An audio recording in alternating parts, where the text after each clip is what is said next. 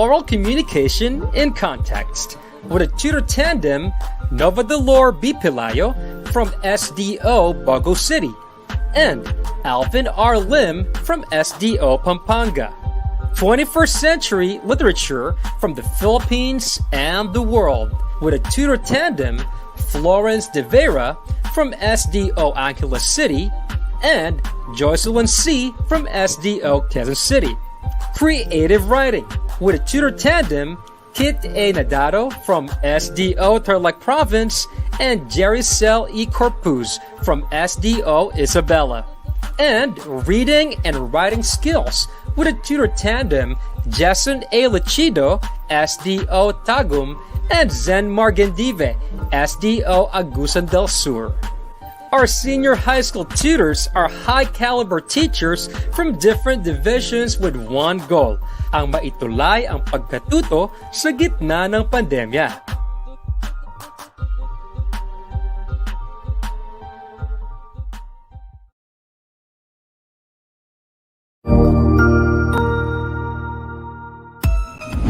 Mabuhay! Good day to all! I am your tutor Madge. Welcome to ETUlay, a free online tutorial, an initiative of the Department of Education, Information and Communications Technology Service, Educational Technology Unit, ICTS EdTech. This program is aimed at helping and assisting learners from kindergarten, senior high school, ALS, Alive and SPED learners. Aside from answering the modules, the ETUlay is offering programs which you will surely look forward to. Together with our parents and teachers, the ETUlay will bridge the gap where difficulty and ease meet in learning new knowledge and skills. So, let us prepare our modules, pen and paper. Ready your mind to see and hear worthwhile and interesting lessons. Let us now study and learn, together with our volunteer online tutors. Tara na!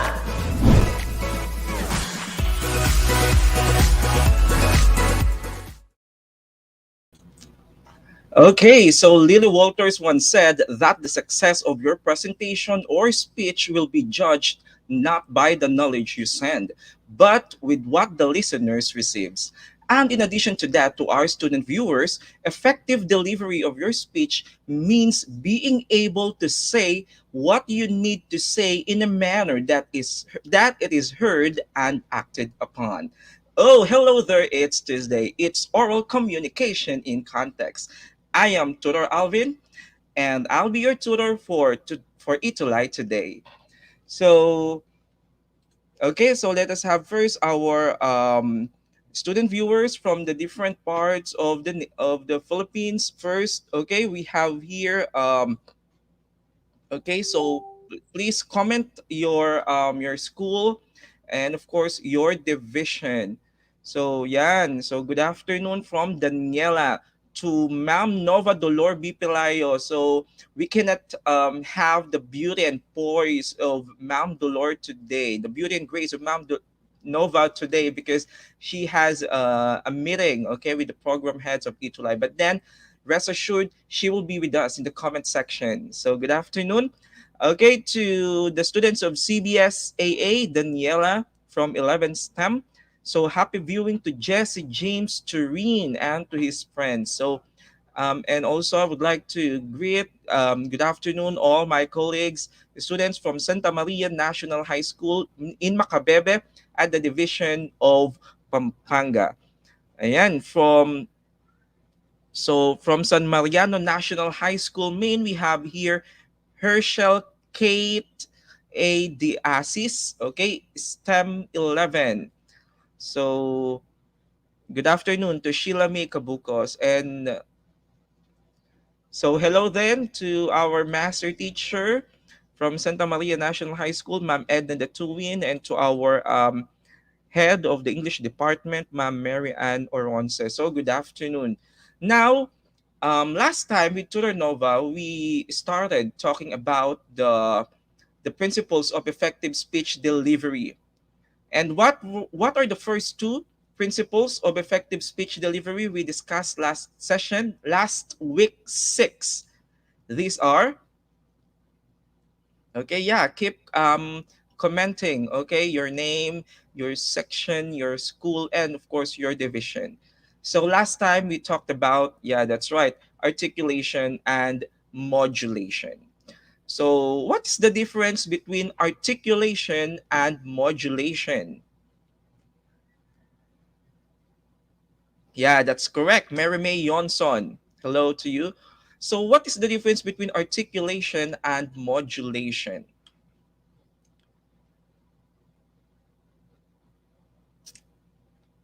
Okay? Yes. So articulation, let's put it in this way. Simply, articulation is the clarity, the clearness in pronouncing the words or the utterance. So it refers to the clarity of the voice and even the correct pronunciation, enunciation of words. That is articulation. On the other hand, when we say modulation, we are referring to the letter Q. It is the, yeah, that's right, the quality of the voice, the power you inject while you are speaking. That is the modulation. So that's the difference. That's the basic difference between um okay, articulation and modulation. Yeah, James, you're right. James Maswangat, modulation refers to how you control your voice when speaking. So articulation and modulation don't mean the same thing. Okay, they mean differently because there are some people who are well articulated. Ang ganda ng pagkakabigkas. I mean, tama ang pagkakabigkas, malinaw. Pero bagsak naman pagdating sa modulation. Hindi ganun kaganda ang quality ng boses. But then there are some people who are very good in modulating their voice. But then medyo pumapalya when it comes to correct pronunciation or what do we call articulation. So I hope um, that makes sense as a review for articulation and modulation. Because last time we must be able to have the learning kamustahan. But then we will be having it right now before we proceed to our lesson for week 7. So the instruction is as simple as this one. Okay, we have 2 videos here. So watch the following oral interpretation videos and determine the verbal principles of effective speech delivery that must be improved in the situations. Okay, we have situation 1 and the oral interpretation video 2. So you have only 2 choices, articulation or modulation. Saan ba siya nagkukulang? Articulation ba or modulation? So give me a thumbs up so that we can begin, so that I can begin presenting the videos. Okay, are you ready? Yan, hello to our senior high school focal person, Sir June Joaquin Yul Lupas Jr. Okay, thank you for your feedback. So the first video, here it goes. I am the youth of today. I am a descendant of the brave Katipuneros and strong-willed leaders of the revolution. I wear the red banner and carry the torch of my guerrilla forefathers. The blood of my ancestors runs through my veins. I was not delivered into the world in defeat. The resilience of the past centuries nourishes my will, but I am still fighting for my freedom, justice, and peace. Okay, so question is, what verbal principle of effective speech delivery must be improved in our first video? Okay, what do you think kulang ang ating speaker? Is it in articulating or in modulating her voice? Based on what you have watched. Okay, sabi ni Christian Ciares, ni Christy Tariman, modulation. Let us check. Yeah, that's right. Because parang kulang ng power yung kanyang boses and parang walang conviction. Parang, I mean, malamya ang pagkakadeliver, right? That's the right term. So, kulang ng modulation. But then, okay, hindi hahayaan yan. Anyway, shout out to Yendor Lee Bahesta of Parañaque Science High School, SDO Parañaque City. So, sa kanya entry ang mga videos na yan. So now, what if Lee will apply modulation to her speech? Let's watch this. And please comment your observation.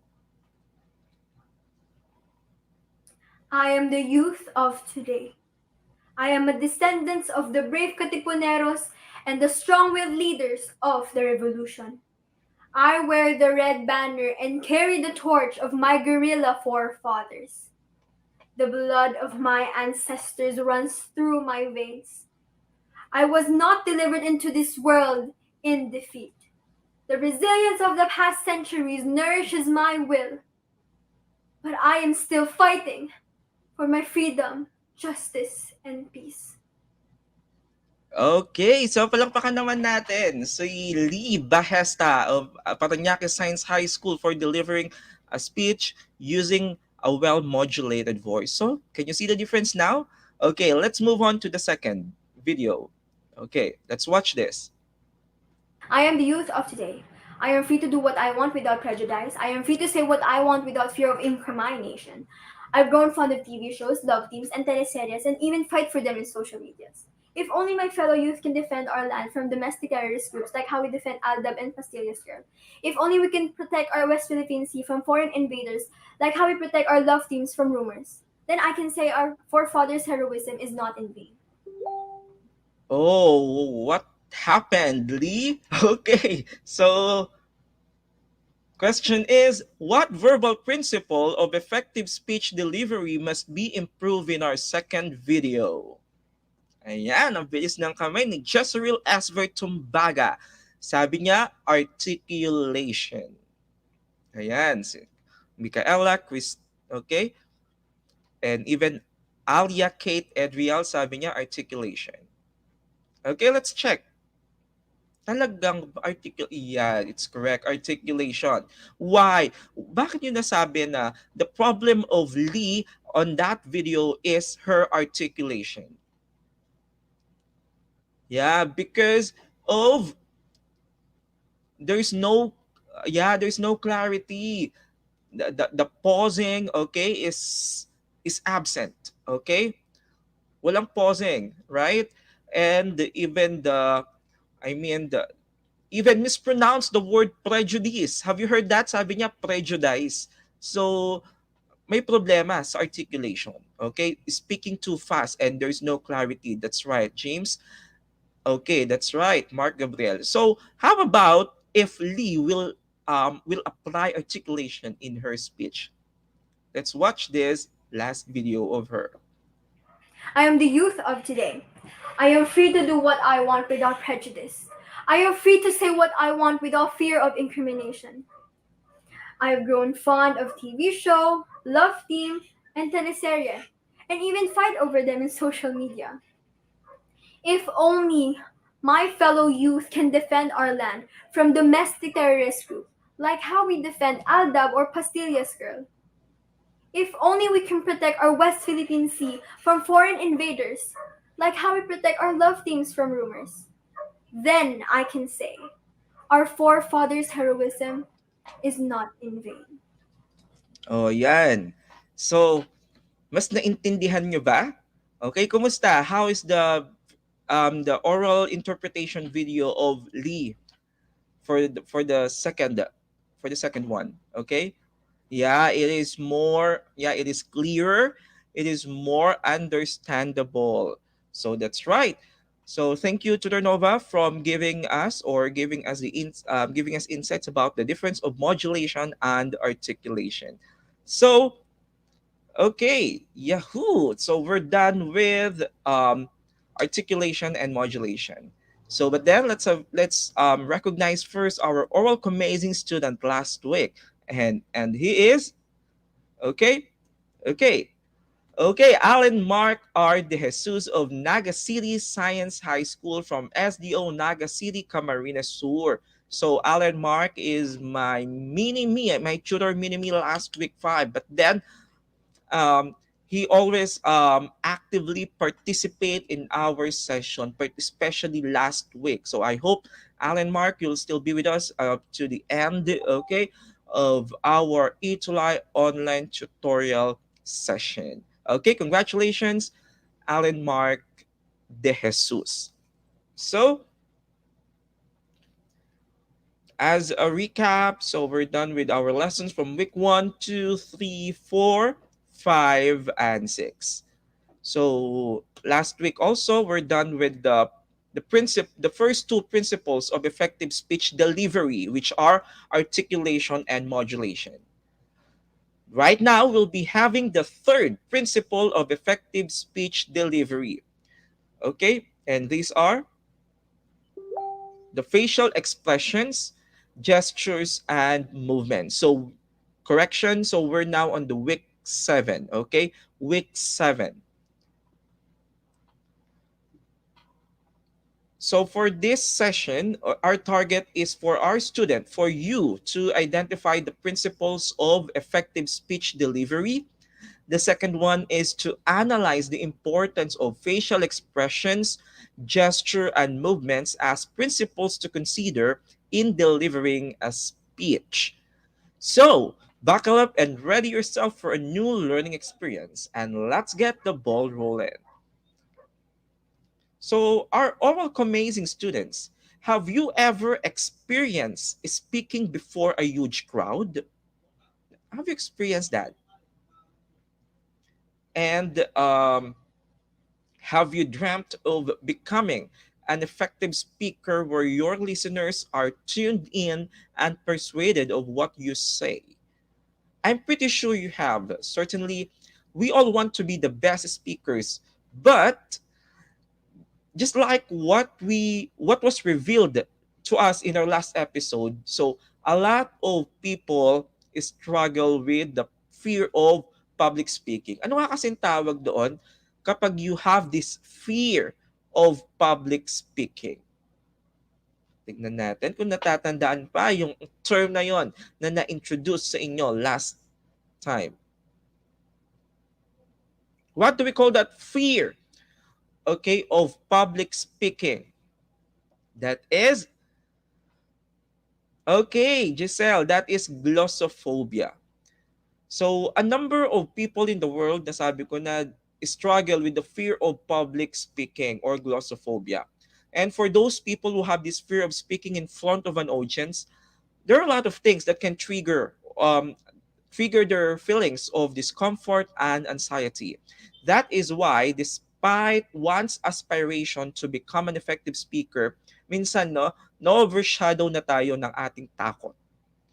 So, always remember, yeah, that's right, that's glossophobia.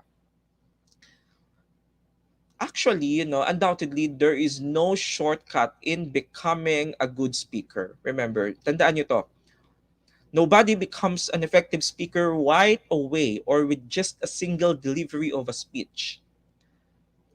Tandaan, nothing is automatic. Do you agree with me? As a speaker, you must hone your skills and make it happen. Luckily, our oral amazing students, there are some principles that can be helpful in overcoming your fear of speech delivery. Okay, so are you now ready to learn the principles that can help you in overcoming your fear of speech delivery? Yeah, because these principles are, yeah, it takes time, sabi nga ni Allen. These principles are useful in presenting and delivering your speech like a professional. Last time, nasabi namin ni Tutor Nova, we have the first two, articulation and modulation. And we call them the verbal principles that you need to consider in delivering a speech. But today, we will be focusing on the facial expression, gestures, and movements as part of the physical components na kailangan yung i-consider in delivering your speech. So join me as we explore these principles of effective speech delivery. Okay. Sabi nga dito, di ba? Public speaking is a kind of communication that involves a speaker delivering a carefully prepared speech to an audience through both oral and visual symbols. That means hindi lang, excuse me, oral ang pinag-uusapan, the way you speak. 'Di ba? Hindi lang umiikot sa articulation, sa ganda ng boses, sa linaw or sa linaw at ganda ng boses or modulation and articulation. But then it also dependent on paano ka nakikita ng audience mo, and these are the visual components na dapat mo ring taglayin, na dapat mo ring isaalang-alang once you presented your speech. So according to BV and BV in 1997, public speaking is both an art and science. Remember that. In public speaking, hindi lang siya umiikot na nagsalita ka, that's already public speaking. No. Okay? It is both an art and a science because as an efficient public speaker, one must craft a message creatively. Hindi lang pwedeng basta bara-bara lang, oh, speech na ako, yan na po. No, it must be, you should craft your message creatively while relying upon the principles of communication. You're following the different principles of communication at the same time you are presenting your message creatively. That's why we can consider public speaking as both an art and science. Okay? So we have these physical elements of the speech delivery. When say physical elements, nakikita to when you're delivering your speech. First is your facial expressions, your gestures, and of course, your movements.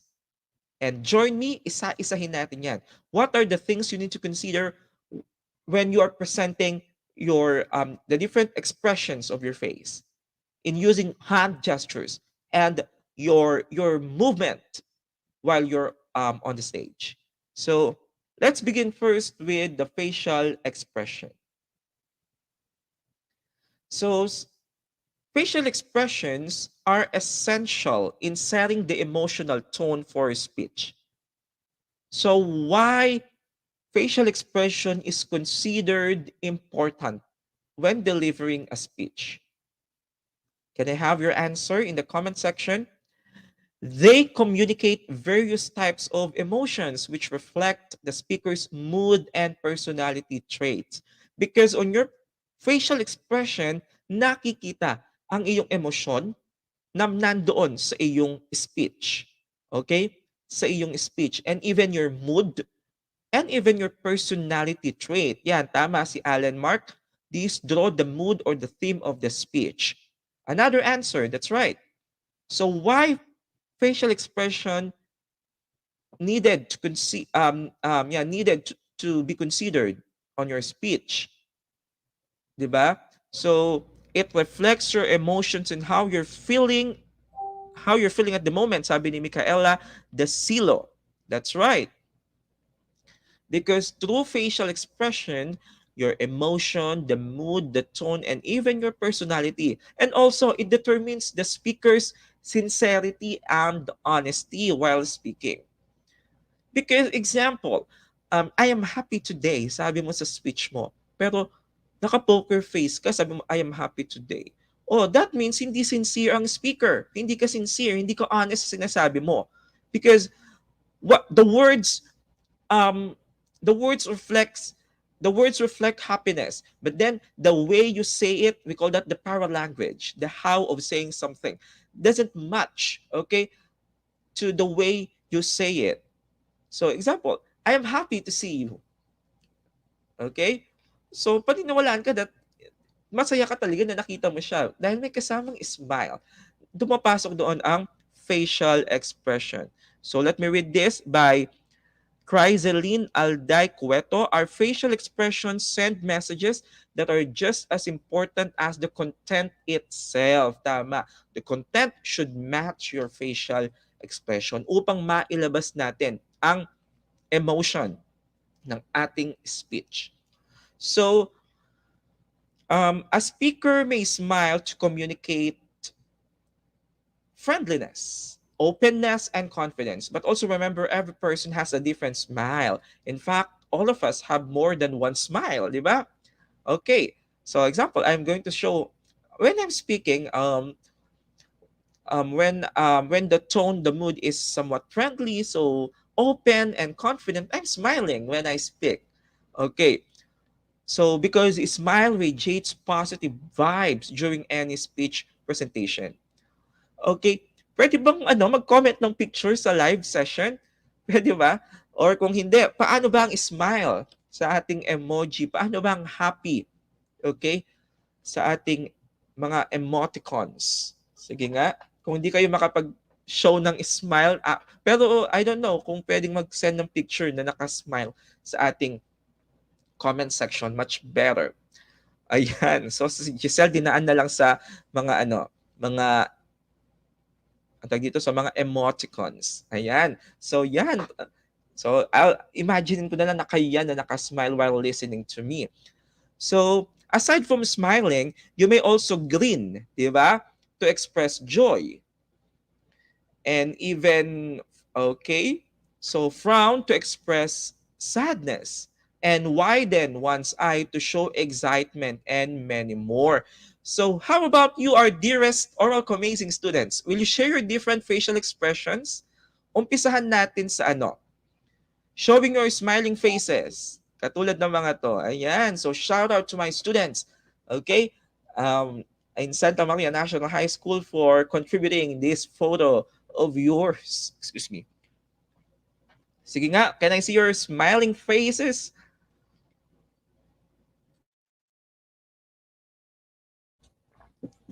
Mm-hmm. Okay, how about the second one? Um,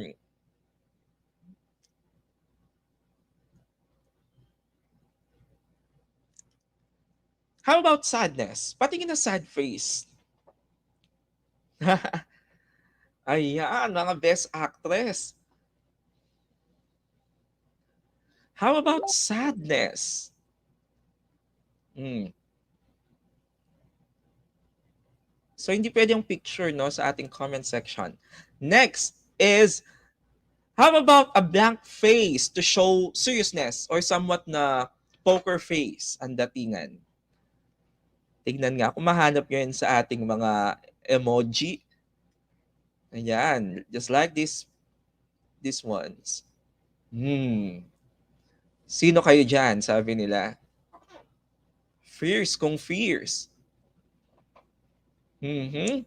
And how about this time, let's all widen our eyes to show excitement. So, excited. Paano ang mukhang excited? Paano ang mukhang excited?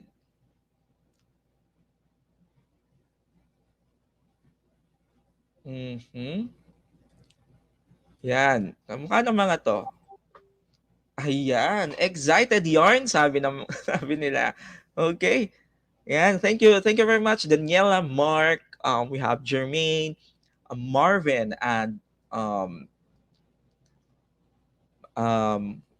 Mirandilla. Okay, Ibay. So, good job, our dearest oral amazing students. So, remember always that facial expression should change with the content of the speech. Yan ang tatandaan nyo. Kahit anumang facial expression ang gamitin ninyo, it should match, okay, the content of your speech. So, any deviation in this would confuse, right, the audience. So, hooray! So, well, in addition to facial expression, remember, a speaker must not forget good eye contact because the speaker must have eye contact with the audience throughout the delivery of the speech dahil nga it establishes effective thought communications. Yan, sabi ni Tutor Nova, ang ganda ng tignan ng ating interaction. Puro mga emoticons showing different facial expressions. Thank you. Now, because in addition to good eye contact, it also increases the audience interest to your speech. So look your audience in the eyes. So, pero bilang tip, pag tutingin lang sa isa, baka bigla crush mo pala yung isang audience, sa kanya ka na lang tumingin. Isa-isahin yung tingin, 'di ba? Para lahat ma-feel nila na belong sila sa iyong speech while you are speaking. But then, tandaan, hindi lahat lahat ng sobra, hindi rin maganda. Baka naging OA na yung eye contact mo. Everything should come into moderation. Remember that. So moving on to the next physical principle of the speech delivery, here we have gestures. Gestures. So pag sinabi natin gestures, arm and hand movements constitute gestures. Why we use gestures? Sige nga, why we use gestures? One thing is to emphasize a point in the speech. Example niyan sa ano natin, no? While you're speaking, you clasp, okay, your fist to express force and energy or points, okay, or points. So, because you want to specify something, no? You are clasping, okay, your hand to hand or pwedeng minsan, no? Sa isang ano lang, okay? So sabi ni Allen, gestures give more meaning. Ayan, si Christian Chares, may may mga sample na ng may example na ng gestures, rather. Ayan. Okay. So, some gesture come out spontaneously while speaking. Di ba minsan hindi naman natin nire-rehearse ang gestures na ating i-match while we're speaking. Minsan they come spontaneously while we speak. As a matter of fact, we all use hand gesture while we speak. But, okay, yeah, minsan hindi nyo napapansin when you are speaking unconsciously, gumagalaw ang iyong mga kamay. But we didn't ever go to any class in learning how to match our verbal communication with the appropriate gestures. Minsan, pati tayo gesture, but ano nagiging problema? Hindi akma ang ating gesture sa ating sinasabi. And that's a no-no in public speaking. So gesture your hand, may iba't ibang meaning yan. When to use this one, okay, to ganyan, di ba? So they mean different things. That's why we have to be careful, we have to be mindful of our gesture when we are speaking. Kung kaya nating practicein, edi i-rehearse natin para maging maganda ang ating speech presentation. So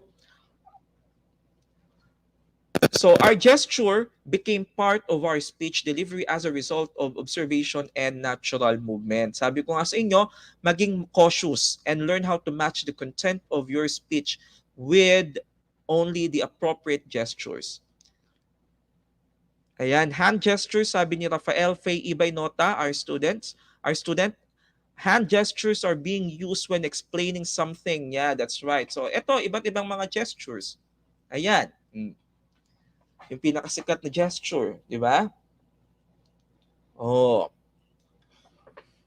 Example, mag-enumerate ka o always remember, sasabihin mong ganyan, di ba? And many more. Ito rin, talaga, kumbaga sa dinidikdik mo na ito, this is very important. Listen to this one. Okay, we have to work for it, sabi, di ba? And ano pa ba ang mga gestures na meron kayo dyan? Na alam nyo, and anong ibig sabihin? Share nyo sa ating comment section. Ayan, medyo calm. Okay, calm lang. Formal ang datingan. Okay, yan. Yan, when you're presenting, okay, something, you're using visual aid or showing an option. Diba? Okay, this one and the other one. Ayan. Okay, o pwedeng yung distance, okay, the size, okay, you may use this gesture and many more. Maraming gesture, okay? So you just have to fit, okay, your message to your gesture na gagamitin mo sa message na meron ka or sa gesture na isinulat mo. Ayan, so I see this one. Okay, wave, thumbs up, pointing, and ayan. That means you have no idea. Di ba? Tama, ang gagaling. So, thank you sa ating mga emoji na itawid natin ang facial expression as well as gesture. So, moving, okay? So, moving on to the next is After gesture, we must move on to our last physical principle for today, and that is movements. All right. Facial expression, tapos na tayo. Gestures, now movement naman tayo. Mhm. So the movement, this principle refers to the movement of the whole body. Instead of just gesturing with the hands and your arms, movement can be observed through the movement of a speaker's shoulders, your legs, and feet. Okay? You're moving. Okay? Hindi naman kailangan sumayaw ha. Baka may choreographic pa kapag, depende kung entertainment ang speech mo. Mag-ano ka doon, di ba? Anong klaseng performance stunt ang gagawin mo. But then in a formal speech, a movement simply refers to the how you move your shoulders, no? Malaking factor 'yan. Your legs and feet. So example, the movements of your shoulder convey various meaning. Example, kapag nagsasalita kayo minsan nakaganyan, di ba? Ano ibig sabihin niyan kapag nakaganyan siya nagsasalita? Okay, shrugging his or her shoulders. Ano pinapakita nito? It shows what? It shows indifference or may connote doubt, or sometimes too many movements may signal impatience. But then, if your shoulder ganyan, di ba, relax. O, talaga magmumukha kang confident. Okay? Wag ganyan na shoulder, no? I-relax yung shoulder nyo when you are speaking dapat. So, another, the movement, okay, like example, stepping forward suggests you are arriving. Ayan, pati paan nyo, no? Ang binting nyo, tinitingnan yan when you are delivering a speech, lalo na kung face-to-face, di ba? So, when movement like stepping forward suggests you are arriving at an important, okay, point. On the other hand, when you're moving left or side movement may imply a transition in the thoughts of your speech. And moreover, a step backward may indicate that you've concluded a certain idea and you're allowing your audience to absorb what you said. So take note that when delivering a speech, moving or walking may attract the attention of your audience. Gumagalaw kayo. Sir, what if may may lectern? Are you familiar with the lectern? Yung platform kung saan nilalagay mo yung manuscript mo pag mag-i-speech ka. We call that the lectern. Okay? Yung iba tawag doon is rostrum, okay? But let's call it at this context lectern, okay? So what is my lectern? Can we move? Can we go away from the lectern? Yes, you may. Okay? You can. So because that shows confidence eh. Ibig sabihin, si speaker hindi niya kailangan yung kopya niya na nakapatong sa lectern. Kaya niyang lumayo sa lectern at gumalaw-galaw.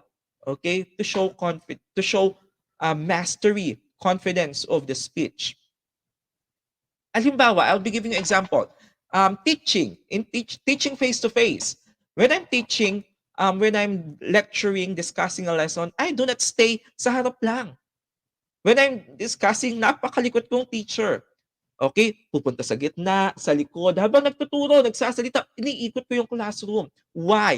To ensure that everyone is attentive and listening to what I am saying. Pwede nyo rin gawin yon by considering proper movement when speaking. Malinaw ba? Give me a thumbs up kung malinaw ang movement or the facial expression, gesture, and movement. Okay, let me know. So, yan. Yeah, thank you, Mark Gabriel. So, consequently, movements during a speech, just like gestures, di ba, must be done with caution because too much movement may distract the audience. Yun lang ang problema. Sabi ko palagi sa inyo, hindi okay ang sobra. Baka sobrang likot mo na. Bumuo ka na ng choreography sa harap ng mga audience mo. It sounds parang unpleasant na sa mata yun. So, do it in moderate. Okay, in moderate way. So always remember also that take note to maintain good posture because it signals confidence, vitality, and control. Like this one, yung tayo ninyo. Actually, pwede na natin itong maano sa stage presence. Ayan, tayo, no? Hindi yung parang nakukuba. Kapag kasi nakaganon kayo, parang nagmumukha kayong mahina. Dapat when you are speaking in public, Dapat ipakita mo yung power mo, yung dominance mo, yung lakas mo na kailangan ka nilang paniwalaan. Show it through your posture, through your movement. Pwedeng feet apart or sa iba yung girls, 'di ba?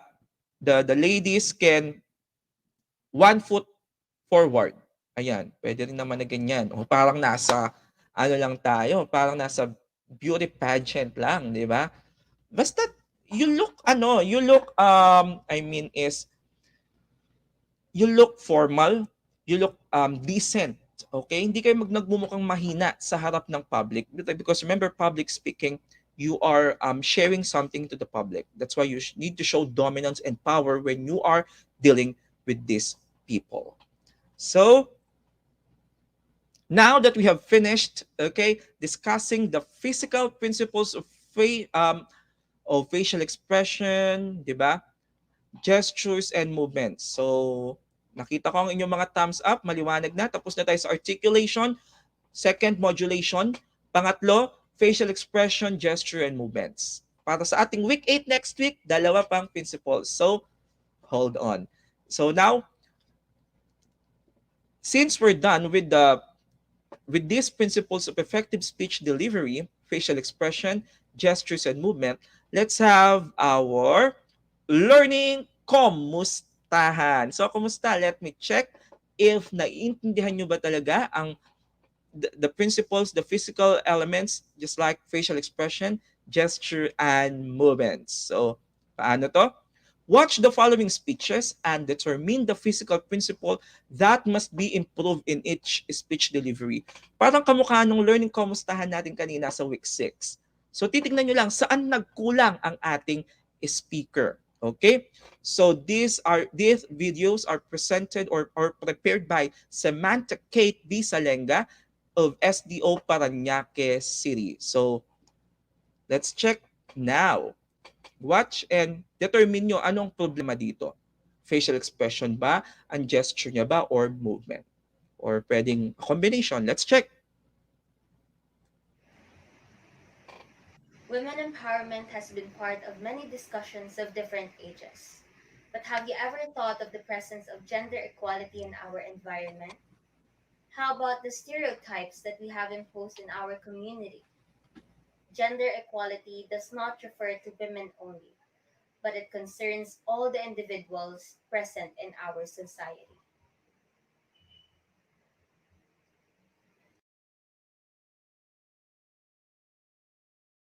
Okay, 2 minutes on the clock. So, sabi ni Kimberly, walang buhay. So, palagay nyo, kulang ng tama, facial expression. Okay? The presentation lacks facial expression. Tignan natin ang improved version. What if nilagyan na? Masunurin itong si Samantha eh. Lagyan ko na nga ng facial expression, sabi niya. Let's watch. Women empowerment has been part of many discussions of different ages. But have you ever thought of the presence of gender equality in our environment? How about the stereotypes that we have imposed in our community? Gender equality does not refer to women only, but it concerns all the individuals present in our society. Wow, that's nice. Samantha Katie Salenga of SDO Parañaque City. Okay, the second video of her.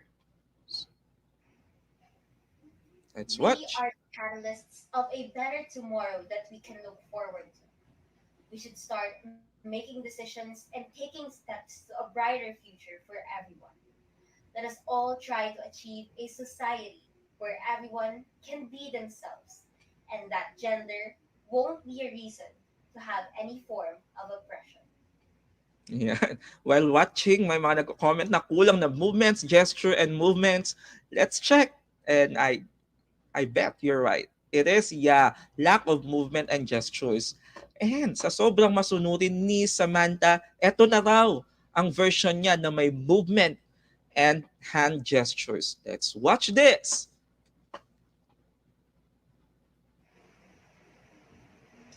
We are the catalysts of a better tomorrow that we can look forward to. We should start making decisions and taking steps to a brighter future for everyone. Let us all try to achieve a society where everyone can be themselves and that gender won't be a reason to have any form of oppression. Okay, that's amazing. Really amazing from our oral amazing student, Samantha. So, di ba, ang galing. So, by applying, okay, by employing facial expression, appropriate facial expression, correct gesture, and movements, your speech delivery um, becomes more lively and dynamic. So I suggest that you should apply these principles too in your speech delivery for your speech presentation and oral communication. So always remember the physical elements of speech presentation. We have, okay, facial expression, gesture, and movements. So remember, practicing the speech is never a sign of fear or weakness, but a vital component to a flawless speech delivery. More so, when a speaker is able to deliver a speech remarkably, his or her competence and intelligence are also converse to the audience. So, and that's for today. Thank you for your participation or welcome, amazing student. This has been Tutor Alvin. See you next Tuesday for more thrilling adventure.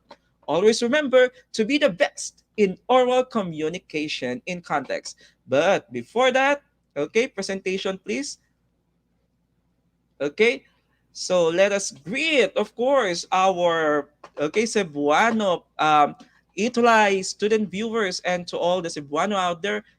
Viva Pitseñol for the upcoming feast, okay, or the Sinulog Festival or the feast honoring Santo Niño this coming January 16.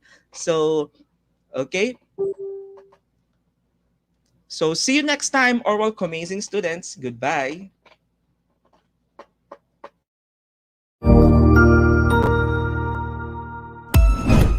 Ang husay naman!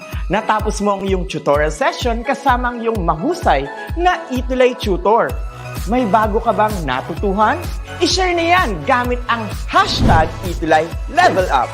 Huwag aalis ha dahil may susunod pang programa na pwede mo ring panoorin at salihan dahil naghihintay na ang iyong mga tutors. Happy learning dito sa ETUlay!